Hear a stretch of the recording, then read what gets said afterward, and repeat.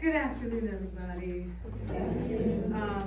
This book, Finding Our Home in New Mexico, was actually inspired by my mother.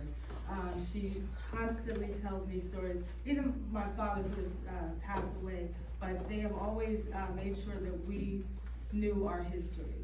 And my father even recorded a reel-to-reel. Do you remember those back in the day? So we still have that, the whole family history on a reel-to-reel.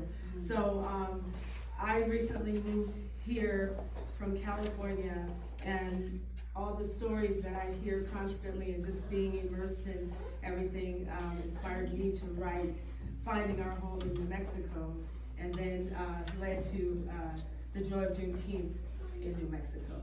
I would like to read the book, but I would like to have a couple of young volunteers to help me.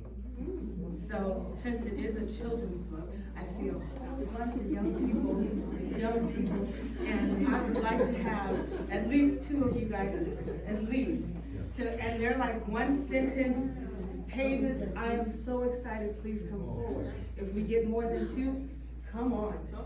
And let me get a couple of books, and we're gonna go through the pages and show I used to be a teacher.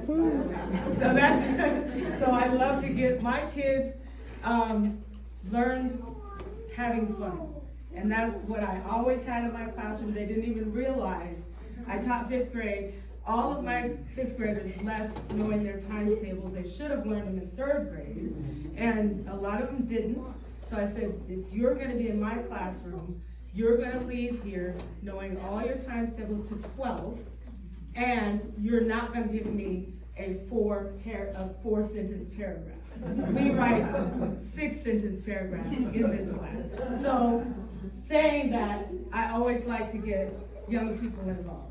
So let me get you guys some books, and we're going to stand in a row. Each person's going to read a page. We show the pictures. All right? Cool. All right.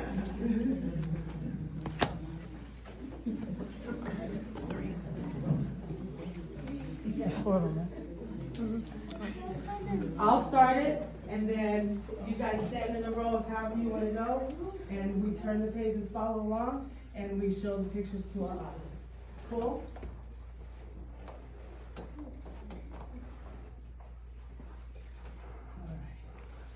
A little different. So we're starting here. Page 1. Everybody with me? Raise your hand if you're with me.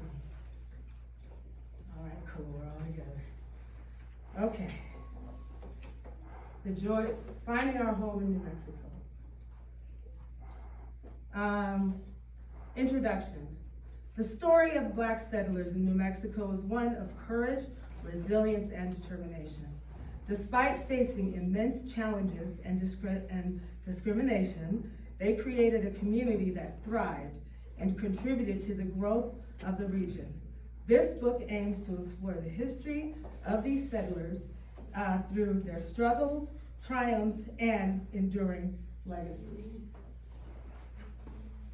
And you'll start. 18. All right? And project. Project. All the way down here. All right? And go. Can they hear you? Black people traveled from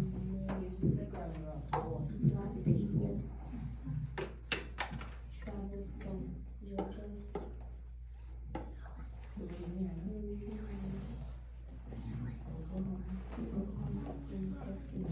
to New Mexico to find a place they could call their own. All right, good job. Next page.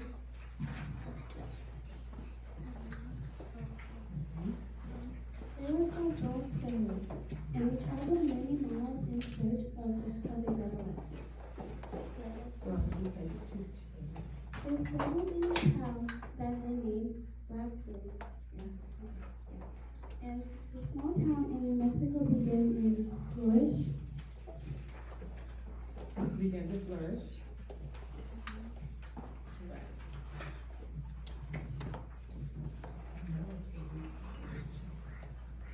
One day the water table dropped, and they didn't have enough water to grow crops for their food. The black settlers had to search for new land. Right. The land dried up and the black settlers didn't have any more. They all packed up and left the town of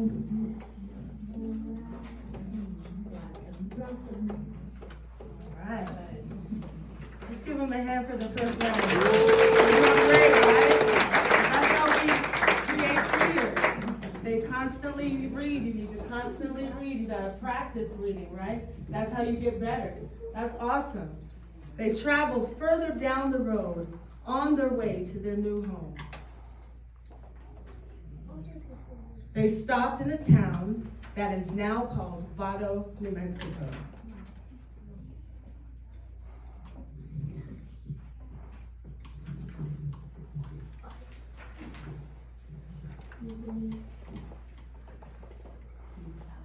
Decided to settle there and start a new life. The land was rich and good for farming, so they planted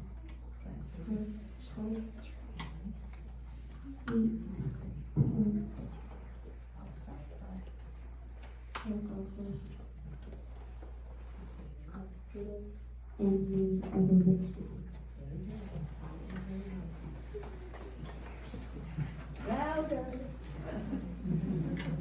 Black settlers in Nevada worked tirelessly to build a community.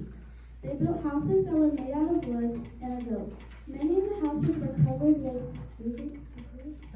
stucco.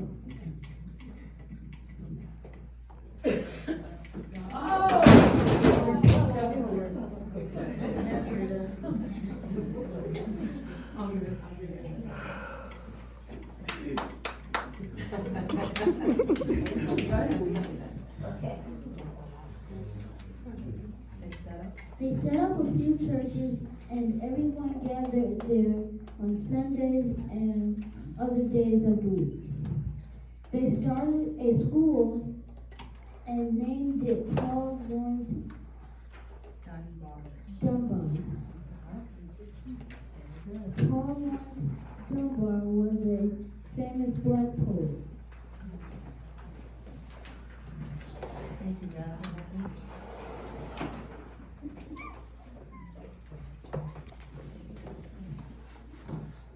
All the children at Vado had a good time learning and playing games during classes. And after school, they played games like Red, Robo, and Tag. They opened 2 cafes and built several other businesses. Very good. You have on those words.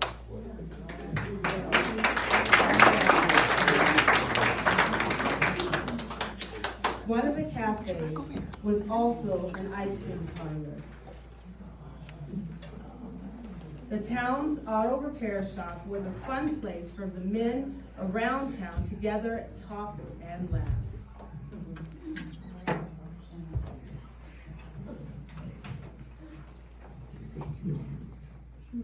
The town did so much that they needed potion bus. They did have a post office with a black postmaster. It was the smallest post office in the United States. The town was run by black business owners who helped the town flourish and grow for generations.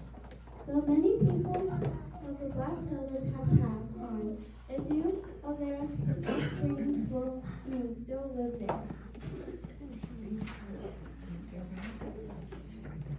Wrap this up.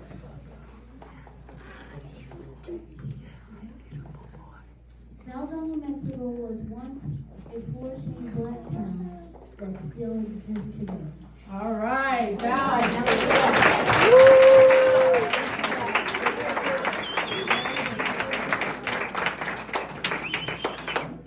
All right, thank you. Have a seat, and thank you guys for your wonderful job of reading. All right. So the offspring of this book is actually the one still living there is my mother, Miss Bobby Boyer, and she'd like to say a few words. She made a face, but but she's just a great historian. She tells us lots of stories, and she could just give us a little brief talk about Vado and the book. Hello, everybody. I'm a lady with a big voice. I don't need a microphone. And because since I met this lady right here, boy, Vado was, it started out like this. It got a little bigger. Now we're getting you all over the world.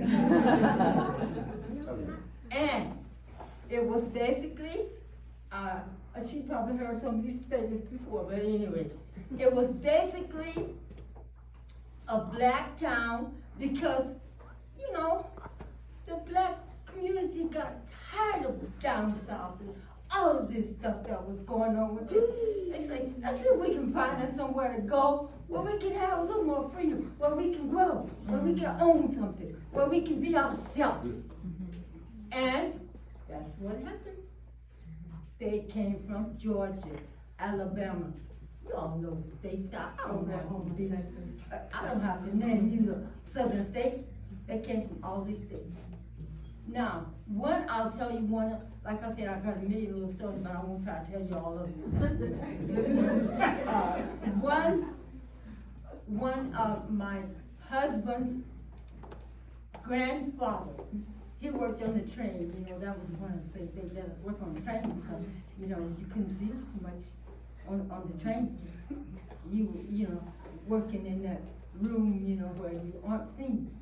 Anyway, he was on this regular trip from the south through New Mexico, and he said, this looks like a nice place to bring my family.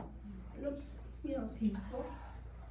Before he got there, the town had been named several names, but later it was changed to Vado, New Mexico. Everybody started telling the people about the South, come on, you guys, I think we can do a little better out here. And that is what happened. Vado was basically a black town. And my mom's family owned one of the grocery stores in the town.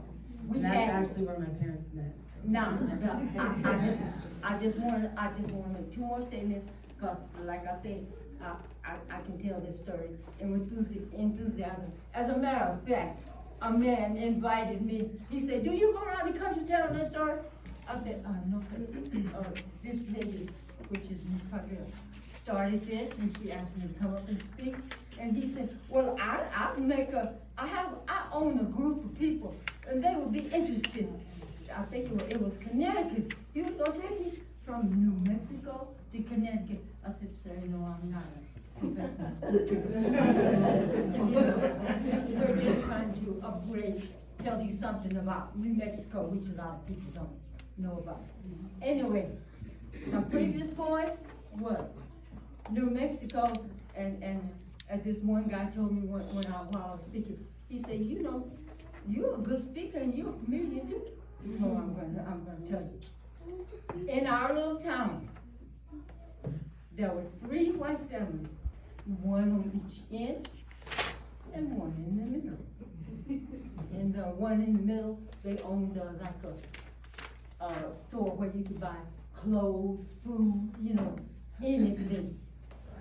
But basically, a lot of people came to New Mexico, and we were just having a ball. I had a wonderful growing up in New Mexico. I would not trade it for the world. It is called, what? Yes, got it. Don't forget it. And that is, my mother. Thank you.